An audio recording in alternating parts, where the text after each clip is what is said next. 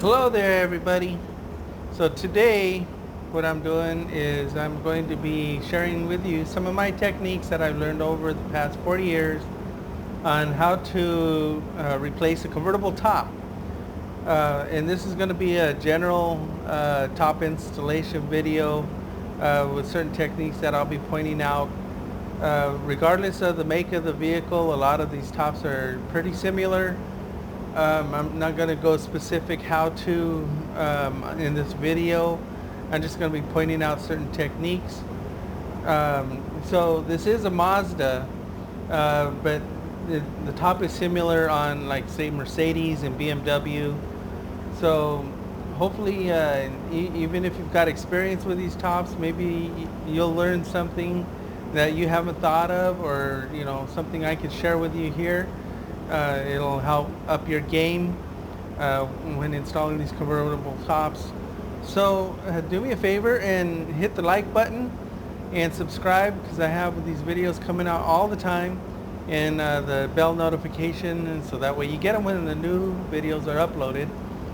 And feel free to comment, and I'll try to answer the questions the best that I can.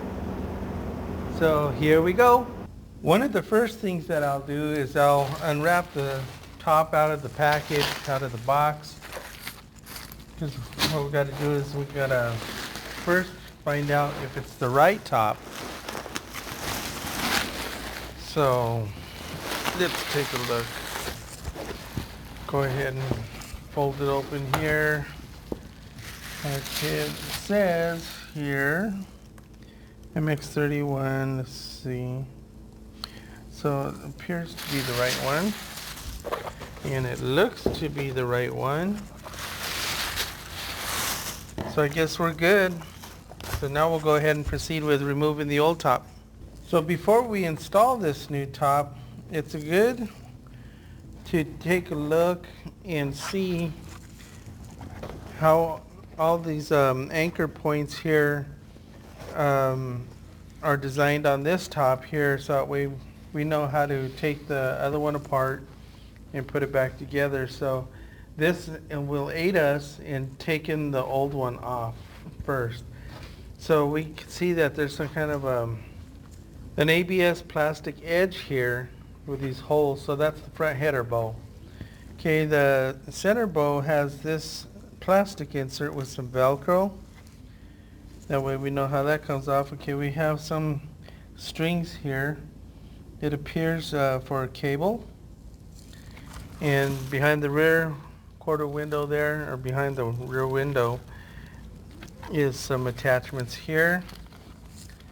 And looks like just the rear hold down here. It's got ABS with pre-punched holes in this top.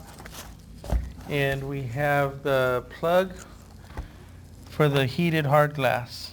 The other way to get the heads up on how this top is put on is to remove the old top by cutting this one off. So I'll usually start by some vandalism here. Hey, don't do this at home.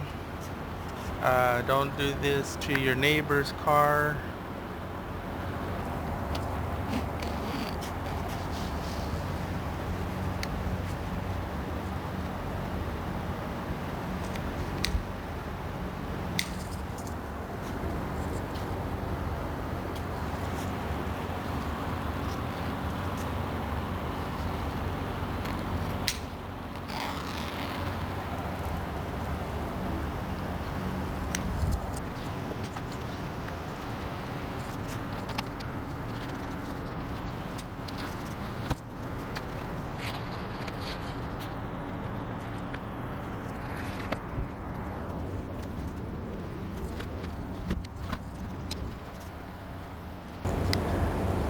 So what you just witnessed, my friends, was technique number 985.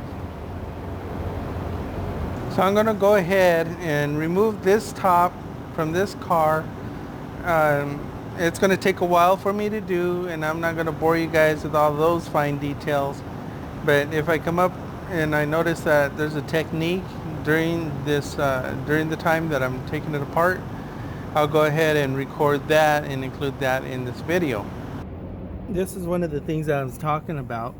With the top removed, it's a lot easier from the outside of the car to be able to get to these bolts here for this rear hold down than if you were to be climbing inside the car trying to undo the bolts. So that's the importance of a technique. It'll save you a bunch of time and a bunch of headache. On to technique number 632. Most convertible tops, with the manufacturers, what they'll do is they'll run the string through the channel where you have to pull the cable through. But just in case if they didn't, I take this coat hanger that I've had for, I don't know, a couple decades or something. Anyway, I don't even know if they make wire coat hangers anymore, but I straightened one out, put a hook on the end. So now what I do is I run it through the channel.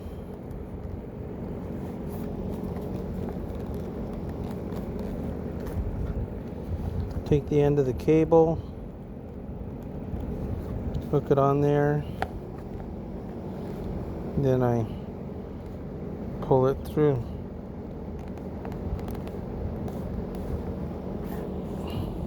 Don't need no stinking string, but sometimes the strings are helpful. So this is tip number 783.